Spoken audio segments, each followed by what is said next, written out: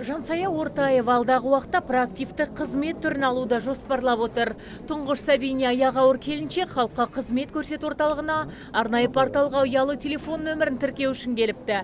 Небәрі 15 минутта тиісті құпия сөзге қол жеткізген тұрғын сәбиін дүниеге келген соң орталыққа келіп сандалмайды. Өйткені перзентхана мамандары баланың туылғаны туралы анықтаманы ақпараттық базаға тіркеген бойда жас анаға құттықтау хаты келіп түседі. Сөйтіп ол бірден 4 қызметті СМС арқылы ала алады. Осы халыққа қызмет көрсету орталығына келіп отырмын.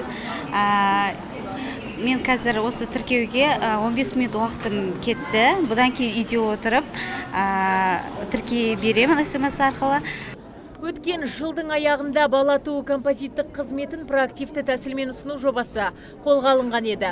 Енді тұрғындар телефон арқылы туу туралы куәлікті алып қана қоймай, баланың 1 жасқа толғанға дейінгі жәрдем ақыларын да рәсімдей алады. Сондай-ақ жаңа туған нәрестені тұрғылықты жері бойынша автоматты түрде тіркеуге де мүмкіндік бар. Мамандар меншік құқығы туралы мәліметті тексеріп, үй иесінен СМС арқылы рұқсат алады. Алдағы уақытта бұл жобаға тағы да бірнеше қызмет түрі қосылады деген жоспар да бар. Алдағы уақытта ол жоспарда бар көбейту деген. Қазірге анығы мына қызмет деп айта алмаймыз, бірақ жұмыс жүргізіліп жатыр. Толық айтқанда 2000-ға жуық, оның ішіне жаңа 4 қызметті бірден емес, біреуін екеуін алып атқандар да бар, бірақ жалпы айтқанда 2000-ға жуық. Проактивті қызметті алу үшін баланың ата-анасы халыққа қызмет көрсету орталығына келіп, мобильді азаматтар базасына тіркелуі қажет. Сәбиіңіз дүниеге келген күні ұялы телефоныңызға құттықтау хабарламада жіберіледі.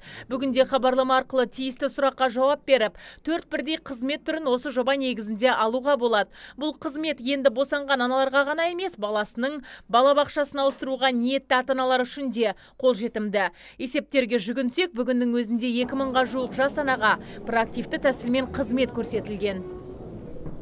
Азиза Мадияр, Абзал Турабеков, ТВК телеарнасының жаңалықтар қызметі.